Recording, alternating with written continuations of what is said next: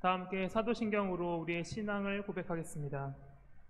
전능하사 천지를 만드신 하나님 아버지를 내가 믿사오며 그 외아들 우리 주 예수 그리스도를 믿사오니 이는 성령을 잉태하사 동정녀 마리아에게 나시고 본디오 빌라도에게 고난을 받으사 십자가에 못 박혀 죽으시고 장사한 지 사흘 만에 죽은 자 가운데서 다시 살아나시며 하늘에 오르사 전능하신 하나님 우편에 앉아 계시다가 저희로서 산자와 죽은 자를 심판하러 오시리라.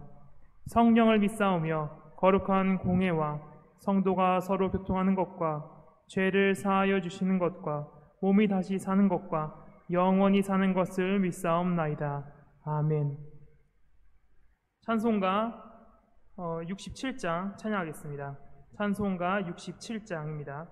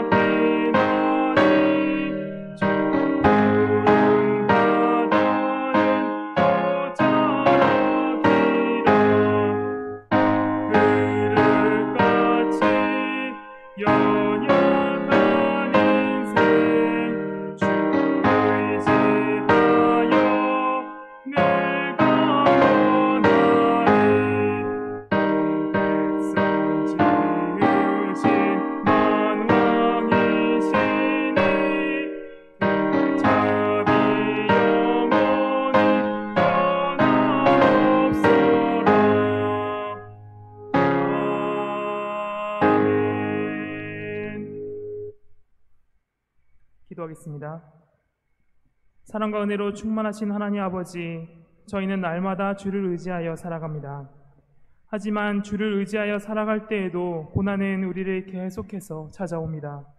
그때 주께서 아버지만을 의지하여 이 땅 가운데 살아가셨듯 우리 모두가 하나님만을 의지하여 그분께 기도하며 말씀을 기억하며 살게 하옵소서. 예수님 이름으로 기도합니다. 아멘. 함께 보실 말씀은 이사야 46장 1에서 13절입니다. 오늘 함께 보실 말씀은 이사야 46장 1에서 13절 말씀입니다. 그럼 제가 말씀을 읽겠습니다.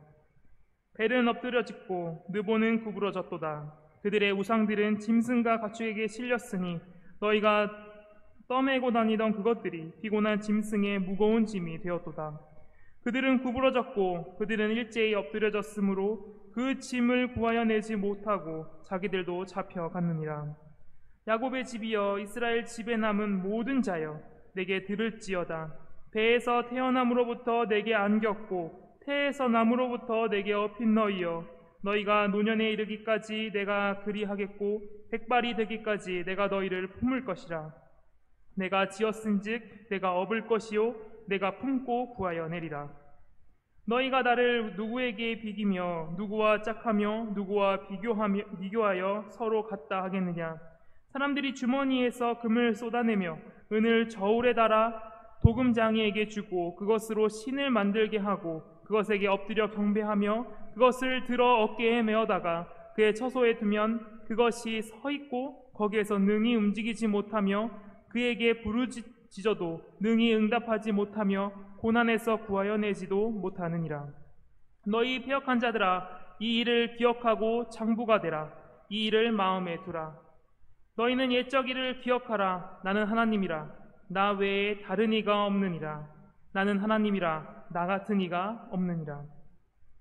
내가 시초부터 종말을 알리며 아직 이루지 아니한 일을 옛적부터 보이고 이르기를 나의 뜻이 설 것이니 내가 나의 모든 기뻐하는 것을 이루리라 하였노라.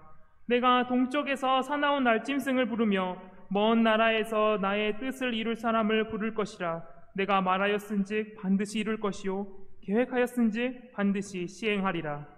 마음이 완악하여 공의에서 멀리 떠난 너희여, 내게 들으라. 내가 나의 공의를 가깝게 할 것인즉 그것이 멀지 아니하나니 나의 구원이 지체하지 아니할 것이라. 내가 나의 영광인 이스라엘을 위하여 구원을 시온에 베풀리라. 아멘. 하나님께서는 1절에서 바벨론이 앞으로 겪게 될 일에 대하여 이야기하십니다. 바벨론 사람들은 우상을 섬기는 자들이었습니다. 1절에 등장하는 벨과 느보는 그들이 섬기던 우상입니다.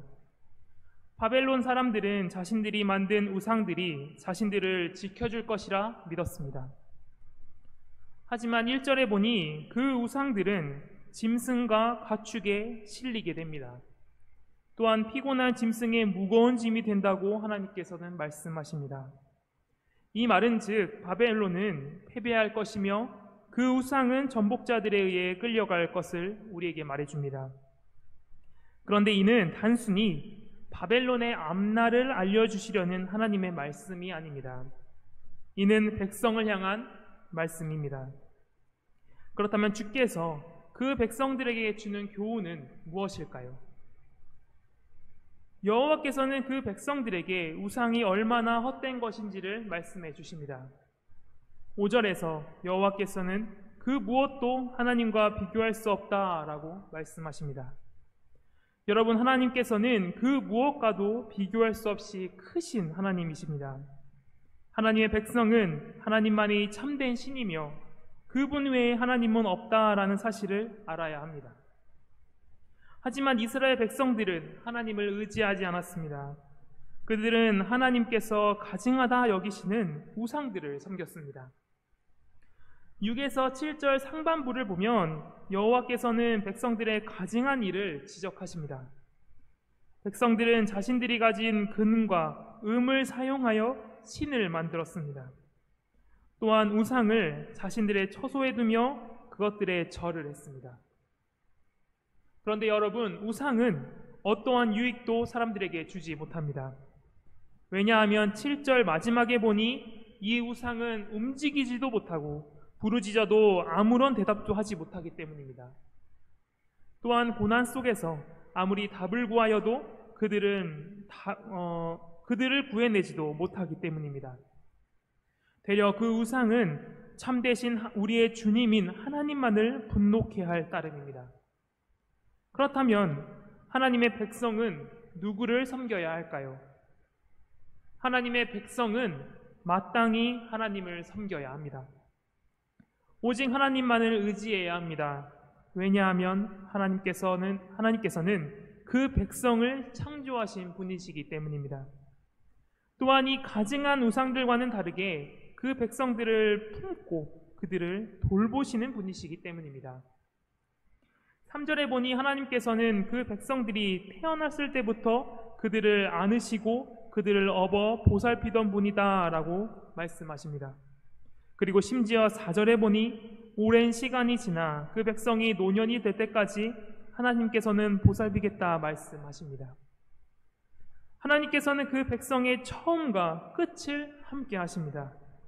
그 백성과 동행하시며 그 백성을 돌보시는 분이 바로 하나님이십니다. 사랑하는 성도 여러분, 하나님의 백성들은 하나님을 배신하였습니다. 다시 말해 백성들이 왕을 배신하였습니다. 그리고 참된 왕이 아닌 거짓 왕을 섬깁니다. 백성들은 자신의 입맛에 맞는, 자신들이 보기에 좋아 보이는 왕을 찾아가고 그것을 섬깁니다. 하지만 여러분, 거짓 왕, 아무런 능력이 없는 왕은 백성들을 구원하지 못합니다. 우리 모두는 고통을 해결하고 구원받길 원합니다. 그렇다면 마땅히 구원의 능력을 가지며 그 백성을 긍휼히 여기는 왕을 따라야 합니다. 그리고 그분이 바로 하나님이십니다. 그런데 놀랍게도 백성들의 참된 왕이신 하나님께서는 단순히 말로만 구원하겠다 말씀하지 않으셨습니다. 이미 역사 속에서 자신의 백성들을 고난 가운데 구원하셨습니다. 또한 그들의 필요를 채우시며 돌봐주셨습니다. 하나님께서는 백성들과 언약을 맺으셔서 영원한 나라를 세우겠다 약속하셨습니다. 그렇게 하나님께서는 9절에 보니 옛적 일을 기억하라 라고 말씀하십니다.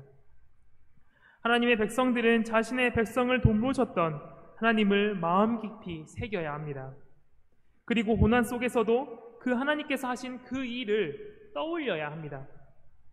하나님께서 과거 자신의 백성을 돌보셨다면 당연히 지금을 살아가는 그분의 백성 또한 돌보실 것입니다. 우리는 그 동일한 하나님을 의지하여 살아가야 합니다. 그것이 바로 우리가 하나님을 기억하는 일입니다. 이어지는 10에서 11절은 그 하나님을 의지할 수 있는 이유를 덧붙여 줍니다. 바로 그분은 약속을 반드시 지키시는 분이십니다. 여러분, 하나님께서는 불변하십니다. 그분은 야고보가 말한 바와 같이 변함도 없으시고 회전하는 그림자도 없는 분이십니다. 그렇기에 이러한 불변하신 하나님께서 하신 약속 또한 변하지 않습니다. 하나님께서 한 번 하신 약속은 절대 변하지도 또한 취소되지도 않습니다. 그렇다면 어떠한 약속을 우리와 하셨나요? 바로 자신의 백성들을 향한 구원을 약속하셨습니다. 11절을 보니 여호와께서는 동쪽의 사나운 날짐승을 부르겠다라고 말씀하십니다. 이 날짐승은 고레스입니다. 하나님께서는 고레스를 통해 바벨론을 멸망시킬 것입니다. 또한 하나님께서 정하신 자신의 백성을 향한 구원을 반드시 이룰 것이라 말씀하십니다. 사랑하는 성도 여러분, 하나님의 백성들이 범죄하였습니다. 그들은 우상을 섬겼습니다. 하지만 이 우상은 헛된 것이며 그 강대한 바벨론 또한 이 우상들과 함께 멸망당할 것입니다. 그렇게 하나님의 백성들은 자신들의 집에 세워진 우상들을 버려야 합니다.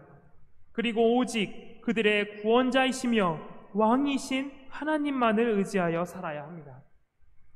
그것이 바로 회복의 길이며 그것이 바로 생명의 길입니다. 그렇다면 여러분, 우리의 삶은 어떠합니까? 여러분의 삶에 하나님의 자리를 대신하여 세워진 우상이 있지는 않으신가요? 사랑하는 성도 여러분, 우리는 이러한 우상을 다 버려야 합니다. 하나님 외에 의지하는 그 모든 것을 우리는 버려야 합니다. 우상을 버리고 오직 우리를 낳으시고 돌봐주시는 하나님만을 기억하며 그분을 의지하며 살아야 합니다. 왜냐하면 그분은 거짓 신들과는 다르게 우리를 구원할 능력을 가지신 분이기 때문입니다. 하지만 우리는 가끔 의심하곤 합니다. 야고보가 말한 바와 같이 하나님을 향한 두 마음을 우리가 품고 살아갈 때가 있습니다. 겉으로는 하나님을 의지한다고 하지만 속으로는 하나님이 정말 나를 돌봐주실 수 있는지 의구심을 갖곤 합니다. 여러분, 우리는 이러한 마음 또한 버려야 합니다. 하나님께서는 자신의 말씀, 성경을 통하여 우리에게 백성을 향한 구원의 계획을 드러내십니다. 하나님께서는 한 번 자신이 세우신 그 계획을 변경하지 않으시며 우리를 또한 포기하지 않으십니다. 이러한 상황 속에서도 그 구원의 의지를, 어떠한 상황 속에서도 하나님께서는 그 구원의 의지를 꺾지 않으십니다. 사랑하는 성도 여러분, 이러한 하나님만을 의지하여 살아가길 바랍니다. 우리 삶 속에는 많은 어려움이 있습니다. 그때 여러분은 누구를 의지하여 살아가고 계신가요? 오직 하나님께 모든 것을 맡기며 그분만을 바라보며 살아가길 바랍니다. 그렇게 이 어려운 때를 이겨나가시는 저와 여러분 되길 바랍니다. 기도하겠습니다. 우리를 긍휼히 여기시고 우리와 함께 하시는 주님, 우리는 너무나도 어려운 때를 살아갑니다. 특히나 함께 모이지 못하는 이 시기는 너무나도 괴롭기만 합니다.